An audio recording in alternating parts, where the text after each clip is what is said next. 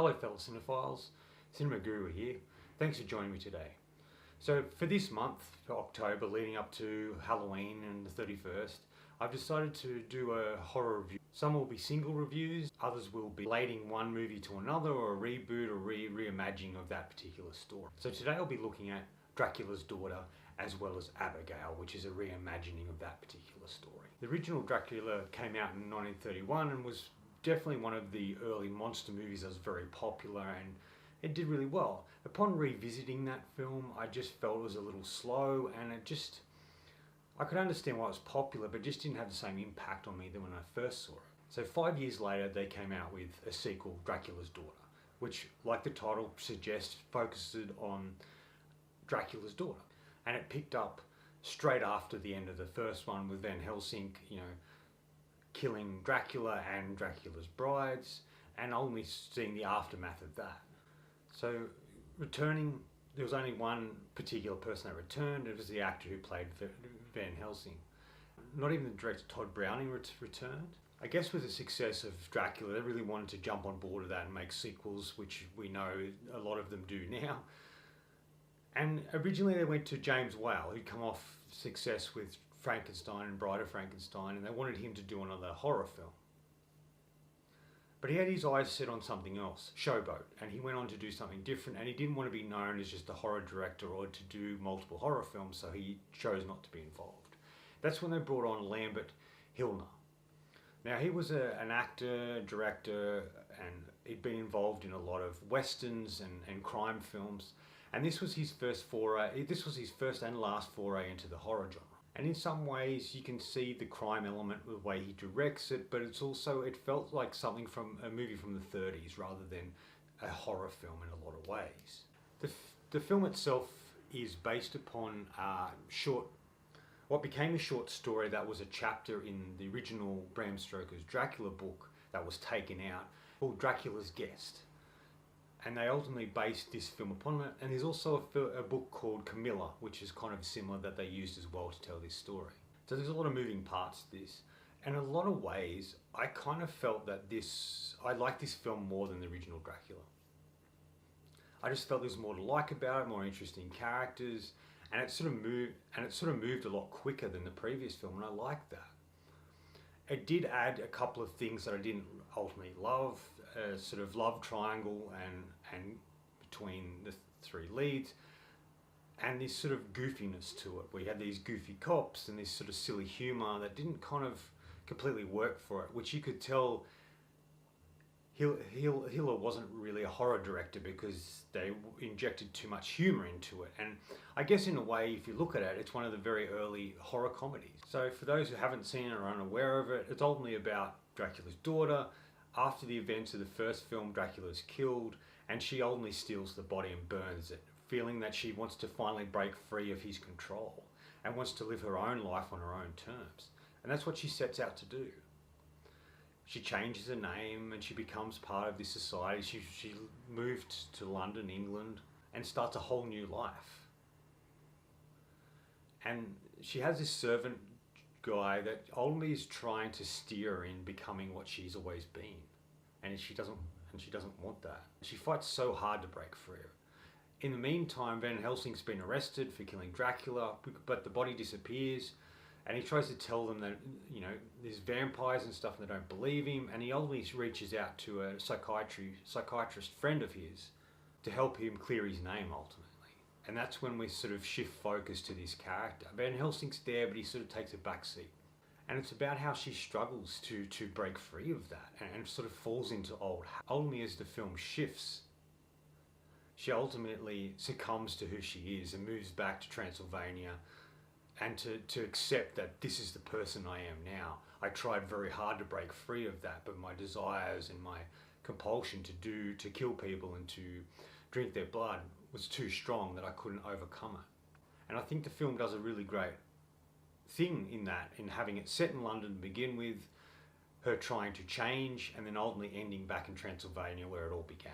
I thought that was a great contrast. It's a very short film, it's only a little over an hour, but it's very interesting and engaging, and I really love what they do with it. All the acting's really great.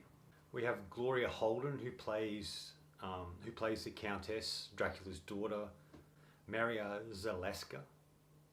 And she's really super cool and great in this. She's so captivating in the film. And these moments, like, especially when you first meet her, she's covered completely from head to toe and all you can see is her eyes. And they're so engaging eyes. They draw you in, they suck you in. And it adds so much to her performance that you really believe she is this character. And just her acting in it is really great. She's just really captivating on screen. And I kind of like how she hypnotizes people and how she ultimately finds her victims is very different to what Dracula did. She has a ring, and this particular ring sort of distracts the person, and she hypnotizes them and ultimately steals their blood. And I just feel that works so much better than what they did in the first film. And we had Otto Kruger as Dr. Jeffrey Garth, and he's the one who's friends with Van Helsing trying to help him, and he ultimately gets swept up into Maria's world and becomes part of that. And unbeknownst to him, she isn't quite what she seems. Margarete Churchill, she plays Janet in the film. She's kind of the Jeffrey Garth's sort of assistant, but she's also kind of this love interest. There's this interesting dynamic between the two. Maria sort of comes in between that, and it's kind of interesting, and that's where this sort of love triangle comes in that I wasn't a huge big fan of, but I could see what they were doing. Ultimately, what the film feels like is a film that came out in the 30s, sort of a sort of romantic comedy, and they threw a bit of horror in there. And when we had that sort of, when we're with Dracula's daughter, it's like very dark and scary and creepy. But when we're with the other characters, it's much more light and fun. Hence why I feel it's an early horror comedy. I love the sets in it. I love when we sort of first meet Dracula's daughter, and I see her eyes, and then you see her in this sort of, I guess it's at the edge of a river or something like that, and she's burning Dracula's bones or body, and we just see this fog creeping up. It's just really cool. The black and white adds so much to it. It's a beautiful looking film. I saw it on 4K, so it adds a lot to it.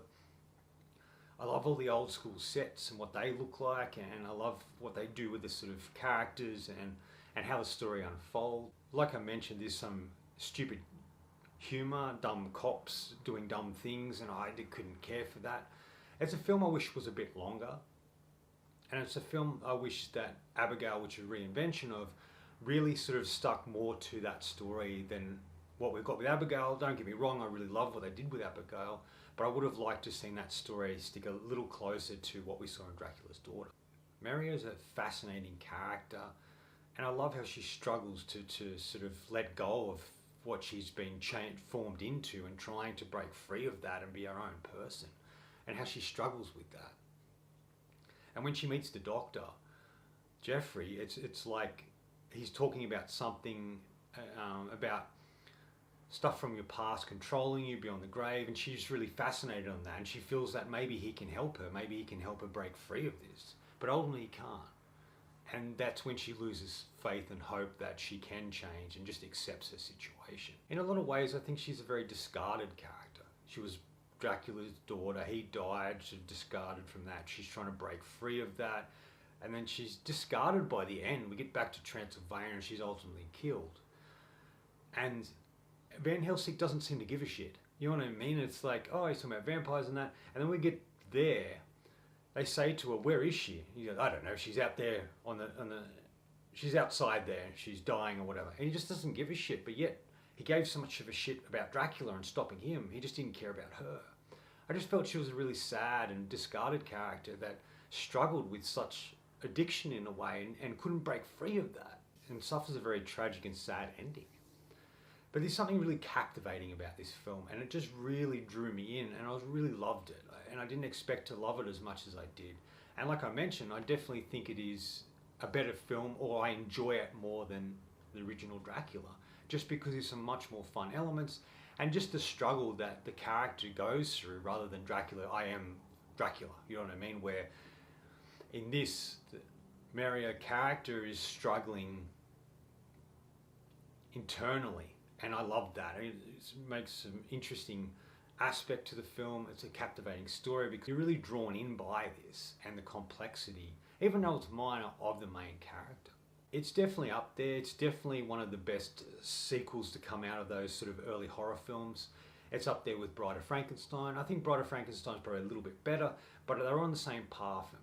There's something about the old sort of universal horror films that I really love, and this is definitely part of that. So I enjoyed that.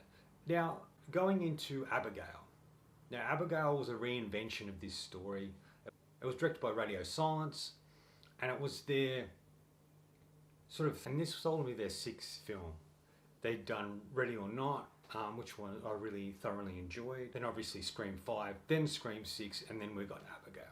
I like most of their career as being involved in the horror genre. And it's kind of a reimagining it. It doesn't have the same elements that the original film had. It's not about the Dracula's daughter trying to break free of her father's control and be her own thing. It's more about she's part of his world, but she wants his love. She wants him to recognize her and accept her and pay attention to her ultimately, which is a little different than what we got in the previous film. And that Dracula is still alive in this story, where he isn't in the original. And it takes this sort of horror route where it's a group of characters who ultimately abduct someone and don't realize that this person they abduct isn't quite what they seem. And then ultimately that's where the horror and vampire aspect come into it. I like the idea that they tried to update the story and set it in present time and really come at it in a different way, something that really suits them as filmmakers. And we got an interesting film. It's once again a horror comedy. I think all the actors are really great in it. And the little girl who plays Abigail is fantastic. She's an Australian actress, Alicia Weir. She's fantastic as Abigail. And that's what really sold the film for me. If she didn't work, the movie didn't work, but she was fantastic.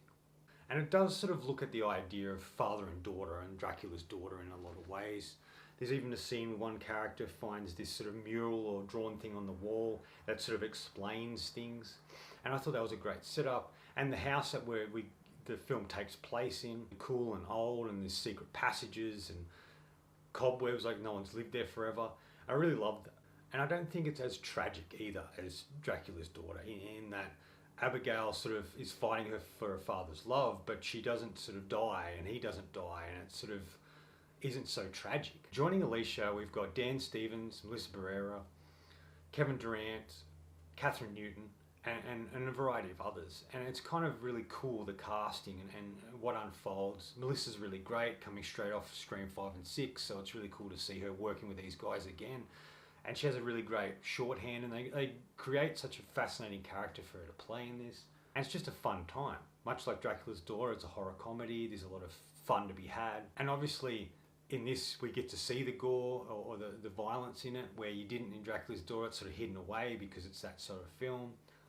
Even though it doesn't follow the same story, I guess it is that similar story of a lead female character who's trying to come to terms with things and wants life to be a certain way for her, and wants to have the relationship with her father that she feels she deserves or wants. This is definitely one of the better reinventions of an older film, and I kind of like that. It could be sort of a prequel in a way, done like a prequel, but ultimately it's not, because it takes place way after what happened in the previous movie. Both films have a creepy castle that we get to see the characters interact in. A lot of it's set in single locations. Dracula's Daughter, yes, we have a couple of locations in regards to where she lives in London and ultimately the castle in Transylvania.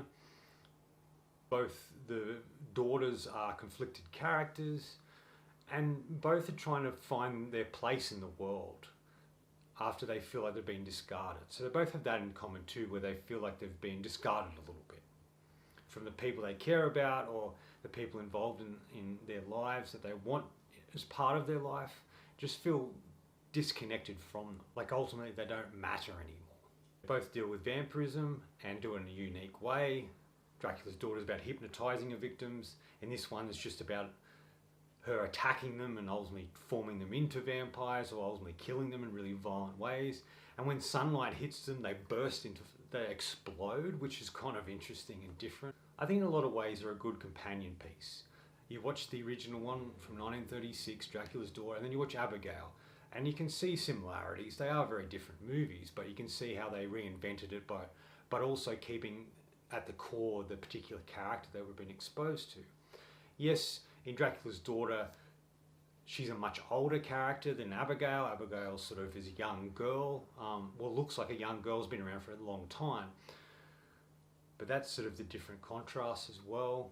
It's just an interesting story. I would love to see an actual Dracula's Daughter remake, like a proper one, and set and telling that story in a much longer form. I would like to see that. Something about vampires, in particular that movie, that fascinates me, of how they do it and why they do it, and it's like an addiction that they can't control.